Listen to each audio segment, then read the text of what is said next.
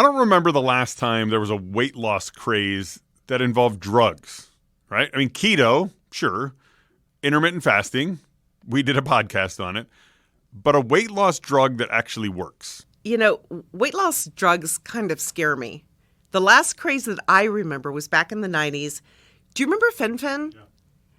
Fenfluramine, phentermine, I think it was. It really did seem too good to be true. And sure enough, it was. One of the two drugs there caused cardiac damage. And I don't really recall any huge breakthroughs until now. And we're hearing everything about Ozempic, originally used to treat diabetes.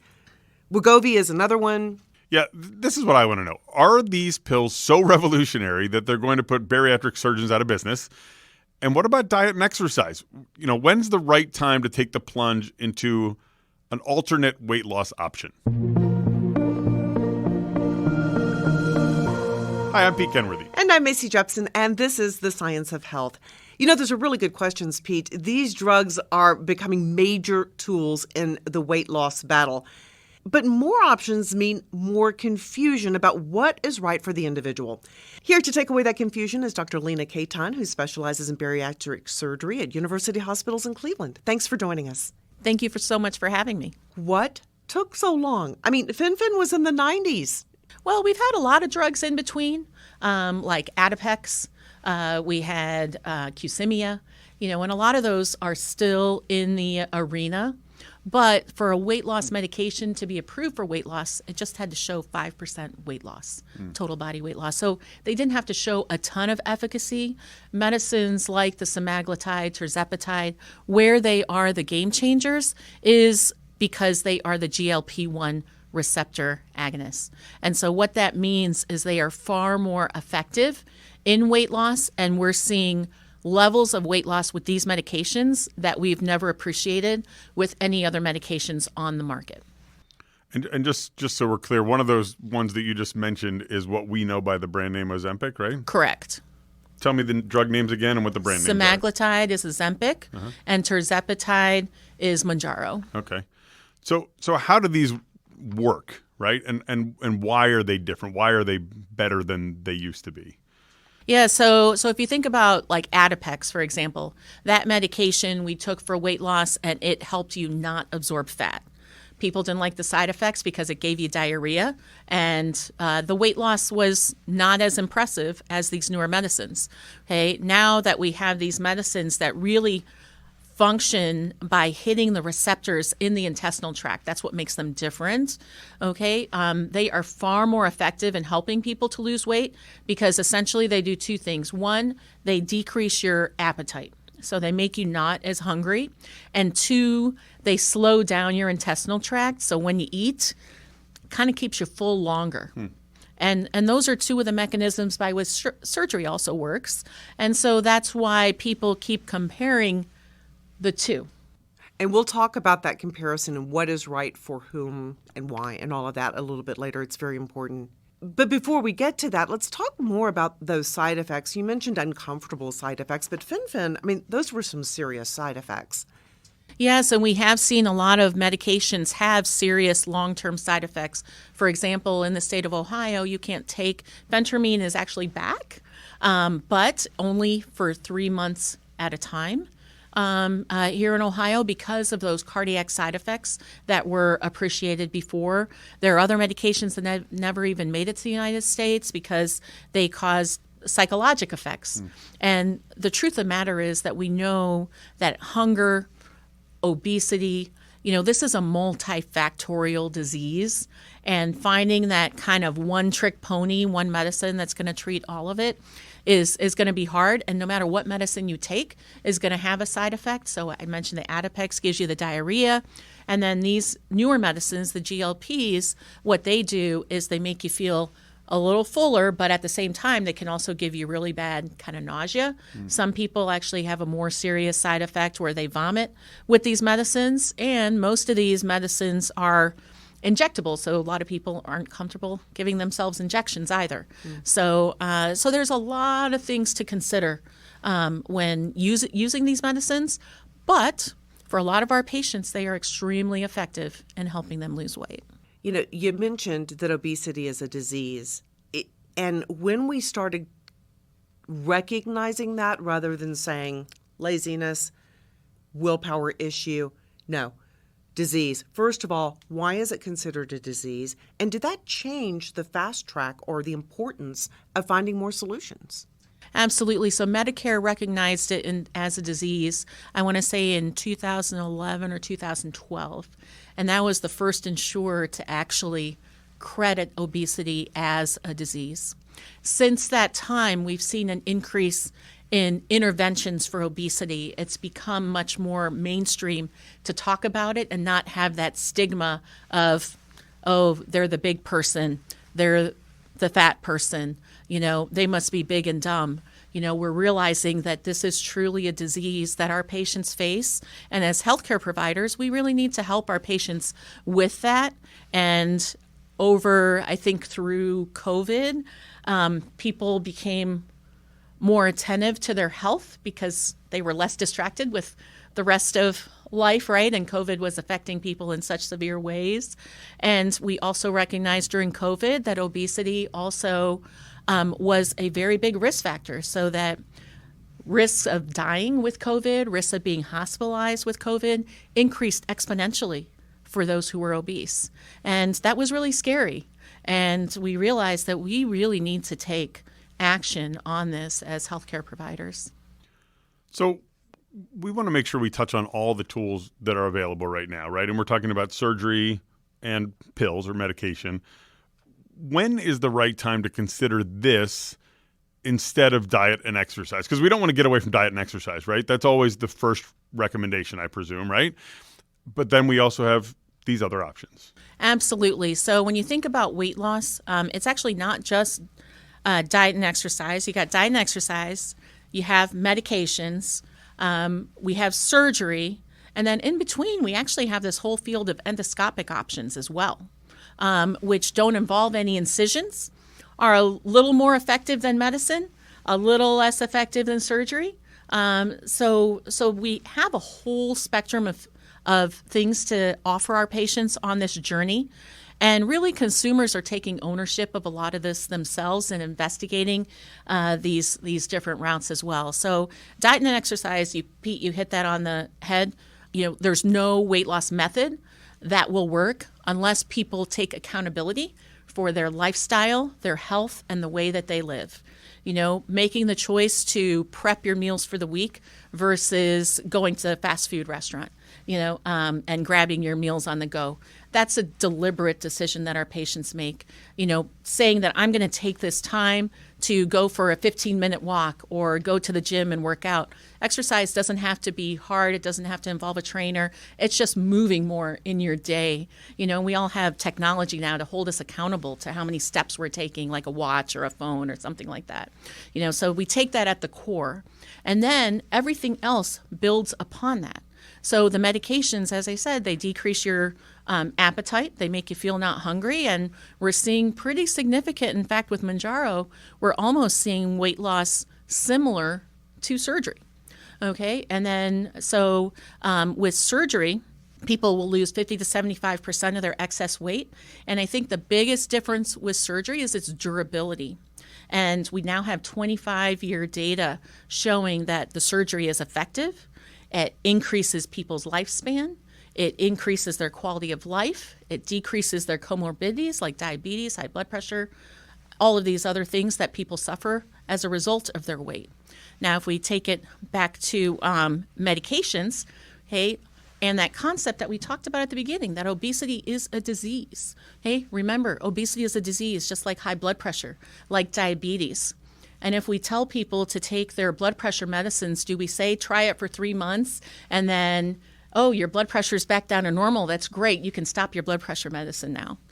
That's not the conversation we have, right? Your doctor puts you on high blood pressure medicine. You're kind of like, okay, well, I guess I got to deal with this for the rest of my life, unless you have obesity and you lose weight and can get rid of that comorbidity.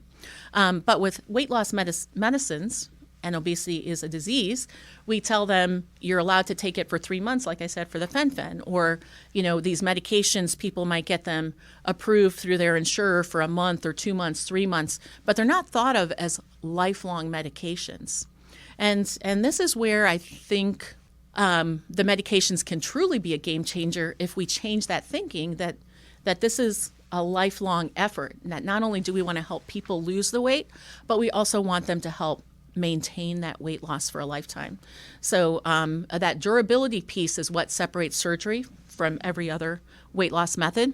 The other thing that I did mention were the endoscopic techniques for weight loss, and these are things like balloons.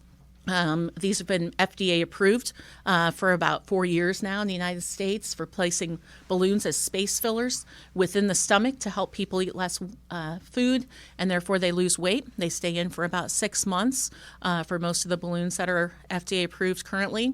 And then endoscopic sleeve gastrectomy is the newest player on that market.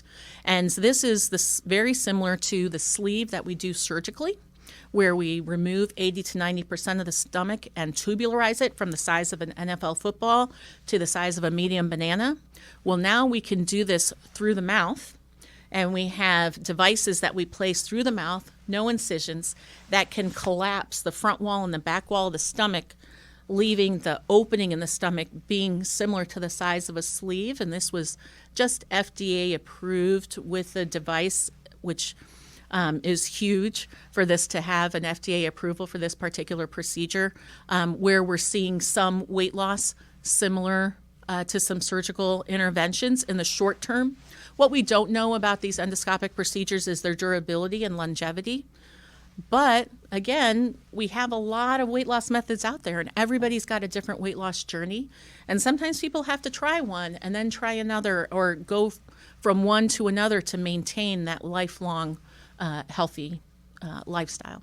Is there before we move on, is there a specific time when you feel like you've tried diet and exercise, when it's the time to move on to other options? Or is it like you've mentioned a couple times, everybody's journey is different?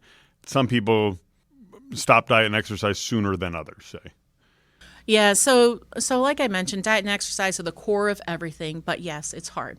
And most people will lose about 10 to 15 pounds over a year with diet and exercise alone, okay?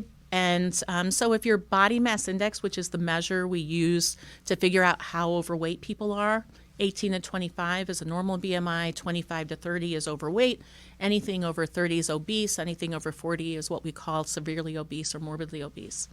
And so when you're in that 25 to 28 range, yes, diet and exercise is really the method that you want to use.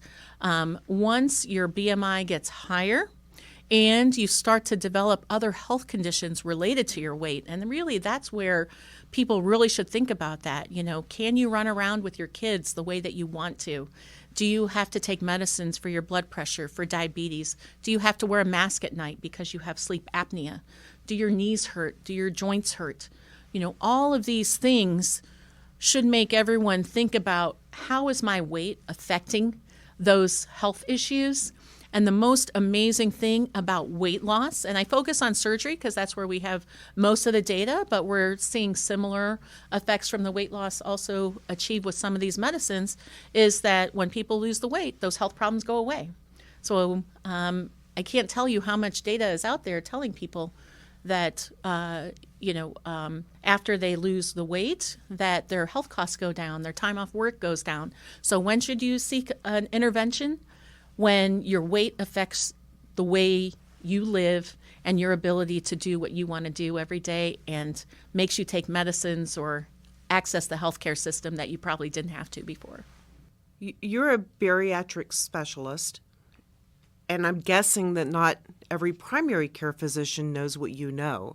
So where does that conversation begin for someone who says, I need help? And then how do they go about finding it? Yeah, this is a very, very hard conversation to have. Obesity has a lot of stigma with it. And a lot of physicians, honestly, are not even comfortable talking to their patients about it. Patients don't want to hear that they're overweight. They don't want to hear that their weight is affecting their health problems. But if they're told you have diabetes, take this medicine, you have high blood pressure, take this medicine, then people are like, yes, yes, yes. But if the doctor starts the conversation with you're overweight, for a lot of patients, they just turn that off, right? So I think the conversation starts with every healthcare provider, because pretty much there's no doctor that you're going to see for anything where the disease that they're treating is not affected by your weight. It doesn't matter whether you're trying to get pregnant, whether you're seeing an orthopod for a knee replacement, whether you're going to the cardiologist because you have heart disease. Weight is a part of the conversation. And in fact, if you go to the society guidelines on all those specialties, they even say that weight has to be a part of that conversation. Now, like I said, the primary cares have a tough time because they have a limited time for a conversation in the office, and they can tell you this is your BMI or you need to lose weight, and they say you need to lose some weight, by the way. You have high blood pressure, you have high cholesterol, and by the way, losing weight would be really good for you. Maybe you should think about exercising. And most people know they need to lose weight, but to have that conversation about what resources are available to them to help them lose weight is a long conversation. This is not a 2-minute conversation, and our healthcare providers are tasked with trying to deal with all those problems in a very short period of time. So this is where weight loss specialists come in, and we are, and so your primary cares really need to have resources to be able to send you to and have that conversation, and then patients also need to be willing to have that conversation as well. And it's a two-way street. And so when should you start? As we said, when those problems are happening, but if you're not ready to have the conversation, then it's not the right time to start. Because if you're not ready to take accountability, you're not going to make the changes, and you're going to think about everything as a diet. And I did that diet for a week, I lost weight, then it stopped working, and I just put it all back on, but we all need to think about everything as this is just how I live. I'm not going to eat rice, bread, and pasta every day. I'm not going to, eat fast food every night for dinner. Just change how we live. That's the place to start. And then our healthcare providers need to, I think, to have the conversation for our healthcare providers to start with, you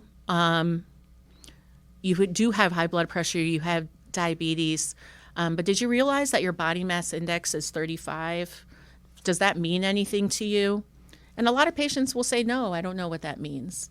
Then taking that minute to say, well, this is what this means. And do you know that if your body mass index came down below 30, and better yet, closer to 25, that you might not have to take this medicine anymore. You might not have to use that machine at night.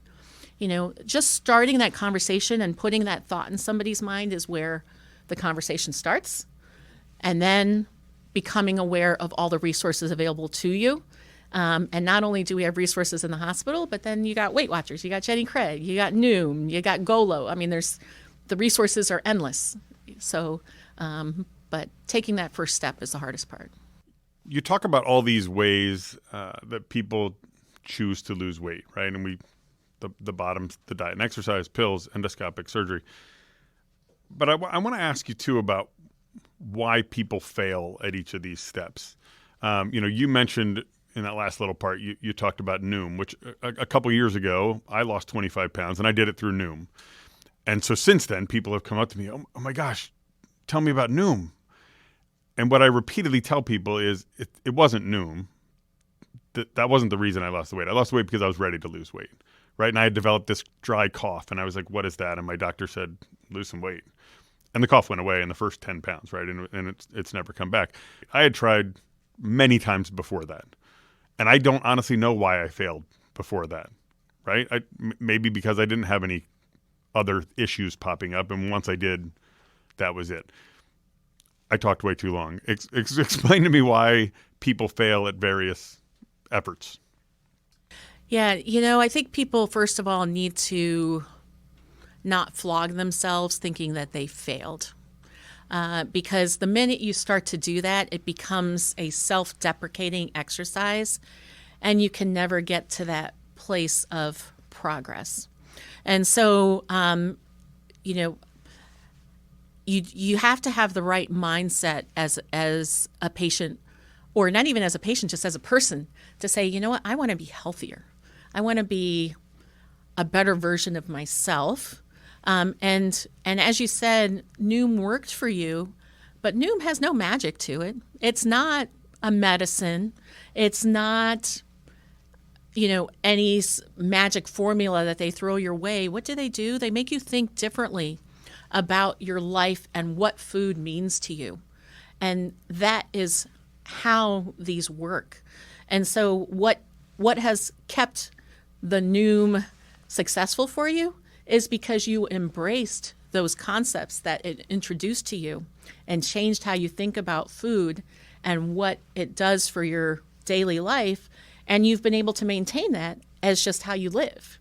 Now, if you said, I'm just going to think that way while I'm doing Noom and I'm hitting the button and it's holding me accountable, then that's where all these diets fail, because they're diets. They're not how you live. And so all of them have success rates. And I think that that's why all of these different weight loss methods are out there, because every person has to figure out which is going to be the best for them. None of them is wrong. None of them is right. What I will tell you is that when you hit that BMI over 35, over 40, that is where you really want to get serious, because you are decreasing your lifespan when your BMI hits that range. And that's where you really need to say, okay, this is not good. Whether you have comorbidities or not, because you're decreasing the quality of your life, you're decreasing your lifespan. And if you lose the weight, we do have data showing that if you lose weight, okay, and this is all based on bariatric surgery data, that you will live longer, And so if you want to live a longer, fuller, healthier life, then think about getting back down to a healthier weight. Let's go back to the pills for just a moment. Weight Watchers is buying into some of that. They're going to offer that with their program.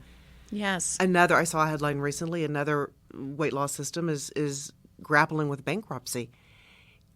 Are these pills going to change the landscape of weight loss? Will you be out of business one day? Well, so I don't think I'm going to be out of business. All right. Let's look at the scope of the problem. Okay. If we look at the United States, a third of America is obese. If we look at Ohio alone, 39% of Ohio is obese. All right. We are doing about 300,000 weight loss procedures across the country right now per year. And if you put that in context of the entire population, maybe 1% of the population that qualifies for surgery is losing weight.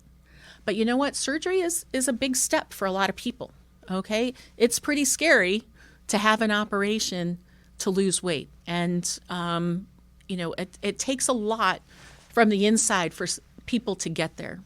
And so I don't think medicines are going to replace surgery. But one, I think medicines are going to increase the number of people who are actually seeking weight loss, because it's a lot easier to take a pill or even give yourself a shot than it is to have an operation. And so it's going to increase the number of people who are getting healthier, which is going to help us as a population. It's going to decrease our costs in healthcare. It's going to improve our outcomes with all of the other health problems related to weight, because hopefully we'll see less of those. Or if you do get a knee replacement, hopefully you'll be more successful because you're going to be at a lower weight when you have that knee replacement, for example. And so it's going to work out a lot better for you.